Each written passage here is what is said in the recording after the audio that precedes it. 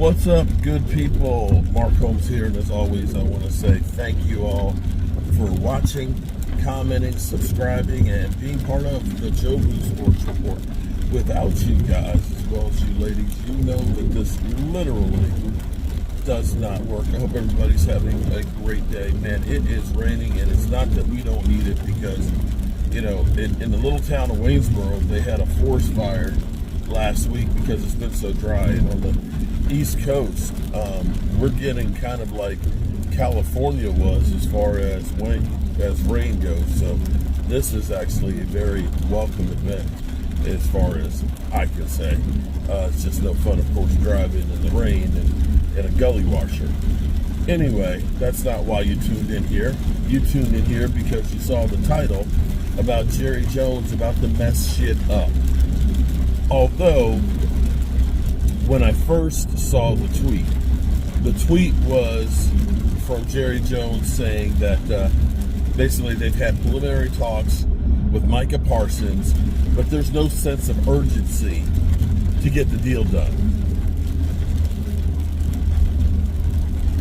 Just when you think that things are changing with the Dallas Cowboys, that maybe, you know, we have something to look forward to, that maybe they're going to be players. And I kind of said, well, you know, the Cowboys are going to get another $18 million in cap space with the rollover. So they'll have about $36 million in cap space. So by that estimation, there is no sense of urgency where they have to get this done unless they're going to actually try and make some moves, which is what you would actually like to see. You know, you've got guys like right now, DK Metcalf is asking for a trade. You've got guys like Devontae Adams that are out there.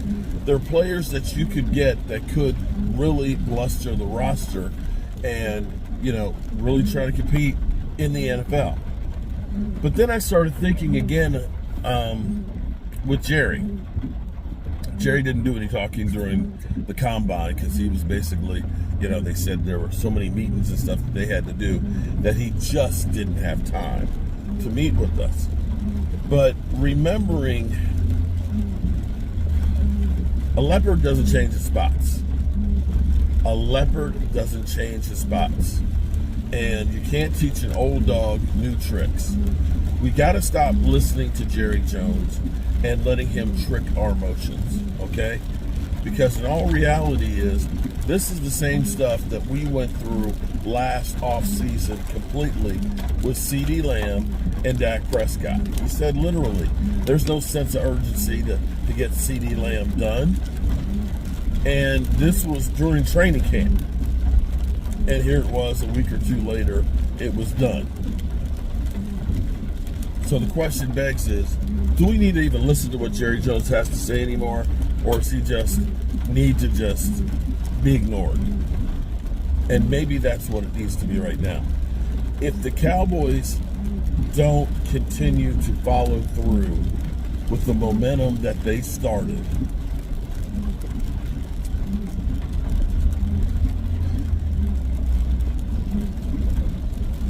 they literally have been doing business like everybody else does in the NFL.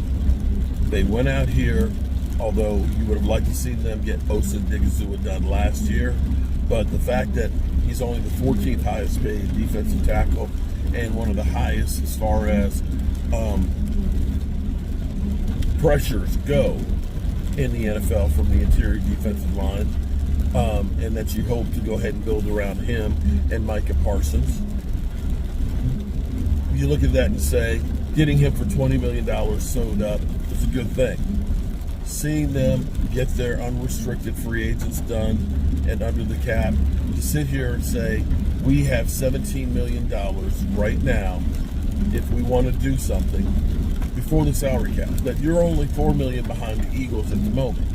I guess that means that there is not necessarily a sense of urgency to get it done. You've literally gotten the things done that you needed to do with retaining your own players. That at least says we're not going to be any worse than we were last year. That's what it says. We brought back the key pieces. If they get Rico signed, you brought back the key pieces from last year. Great. And at some point, you'll get Micah done and get some more cap space.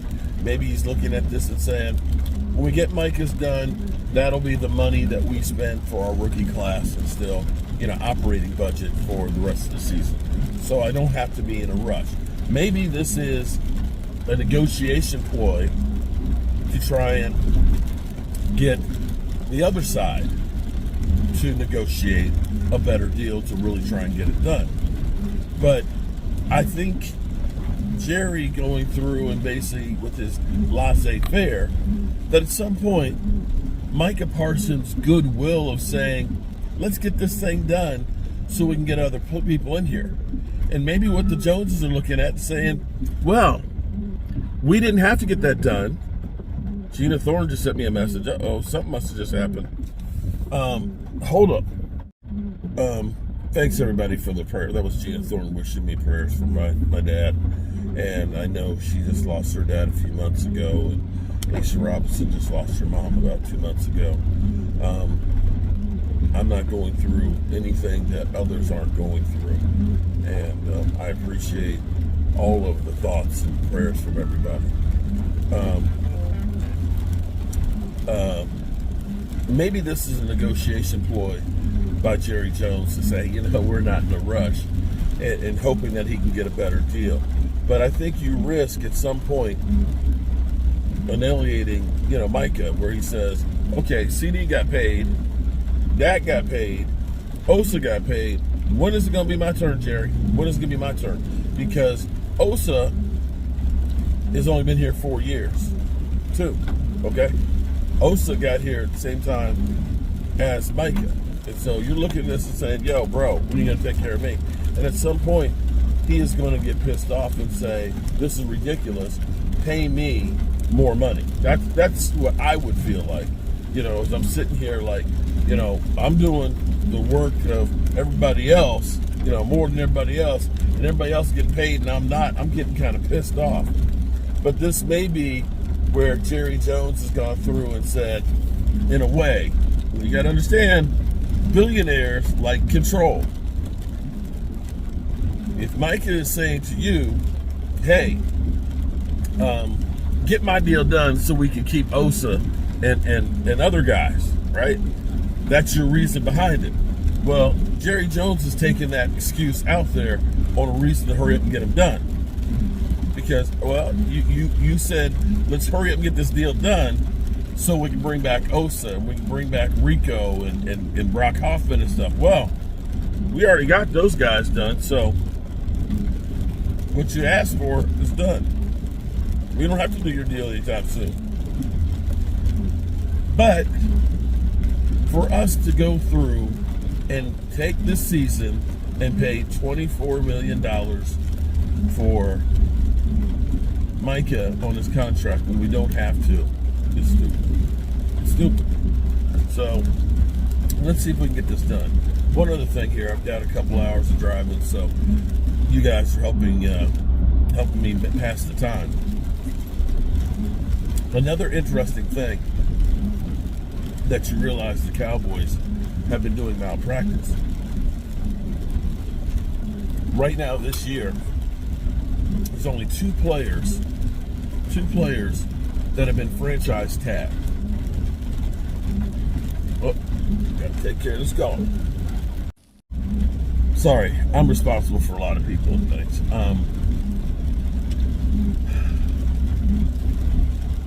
There's only two players this year actually franchise tagged. And see, we have tagged so many players in the past. We've tagged D-Law, Dak Prescott twice, Tony Pollard, Dalton Schultz. We've used the franchise tag more than anybody else.